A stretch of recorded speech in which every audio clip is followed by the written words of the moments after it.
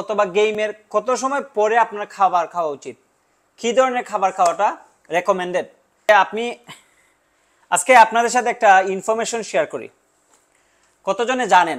আপনারা যারা জানেন তো ভালো, না জানলে যারা জানেন না তাদের জন্য ইনফরমেশনটা। বাই দ্য ওয়ে, আমি ইয়াং ফুটবল প্লেয়ারদের জন্য ভিডিও টিউটোরিয়াল আপলোড করে থাকি, ফলো দিয়ে রাখেন। আর যারা ইউটিউবে দেখতেছেন অফকোর্স সাবস্ক্রাইব করবেন প্লিজ।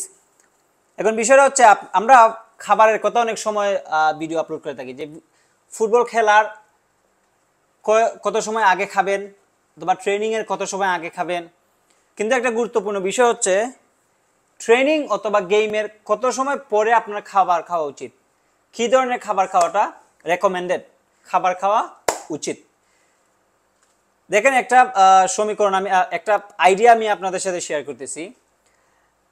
মনে করেন আপনি গেম শেষ করলেন অথবা ট্রেনিং শেষ করলেন, রেকমেন্ডেড, হাইলি রেকমেন্ডেড যেটা, আপনি খেলার বা ট্রেনিংয়ের 1 ঘন্টার ভিতরে আপনি ফুল একটা মিল খাওয়া উচিত। মানে ভালো খাবারটা কেমন হওয়া উচিত? হালকা স্পাইসি হলে ভালো হয়, শরীরে একটু এনার্জি আসে।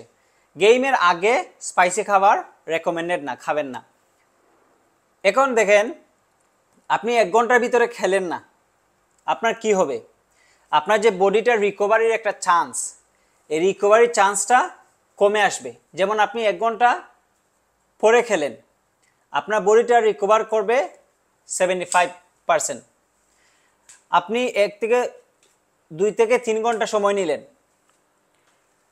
খেলার অথবা ট্রেনিংয়ের 2 থেকে 3 ঘন্টা সময় নিলেন, তখন আপনি আপনার বডিটা যে রিকভার করার যে একটা পার্সেন্টেজ আছে, এটা 50%-এ চলে আসবে। সো আপনি যত লেট করবেন আপনার বডিটা রিকভার করার চান্সটা তত কমে আসবে। সো এটা ইম্পর্ট্যান্ট যে আপনি ট্রেনিং অথবা গেমের পরে 1 ঘন্টার ভিতরে আপনি খাবার খেয়ে নেবেন। যদি খাবার খেয়ে নেন, বডিটা ভালোভাবে খুব তাড়াতাড়ি রিকভার করবে। আর যদি খাবার খেতে লেট করেন, আপনার বডি রিকভার করতেও লেট করবে।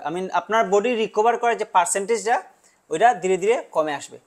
সো আরেকটা বিষয় হচ্ছে, প্রত্যেকটা ট্রেনিংয়ে পানির বোতল নিয়ে যাবেন, পানি সব সময় পাশে রাখবেন। আর এই রমজানের সময় সন্ধ্যার পরে ঘুমানোর আগে পানি পান করাটা এতটা রেকমেন্ডেড না। তবে ঘুমানোর 1 ঘন্টা আগ পর্যন্ত পানি পান করবেন, একটু একটু একটু একটু করে। বোতল প্রয়োজন হলে বোতল একটা হাতে রাখবেন। তারাবির সময় পানির বোতল একটা হাতে নিয়ে যান, সাইডে রাখেন। তারাবি 4 রাকাতে আমরা বসি না, বা 2 রাকাতে যখন হয় তখন হালকা একটু পানি পান করলেন। এটা ইম্পর্টেন্ট বডিতে। এই রোজার মাসে যারা ট্রেনিং করেন, বেশি বেশি পানি পান করাটা important. Thank you very much. আশা করবো আপনাদের উপকারে আসবে এই ইনফরমেশনগুলো। All the best. অ্যান্ড যাই আমি রিকভারি করে আসি, কালকে আমাদের গেম ছিল।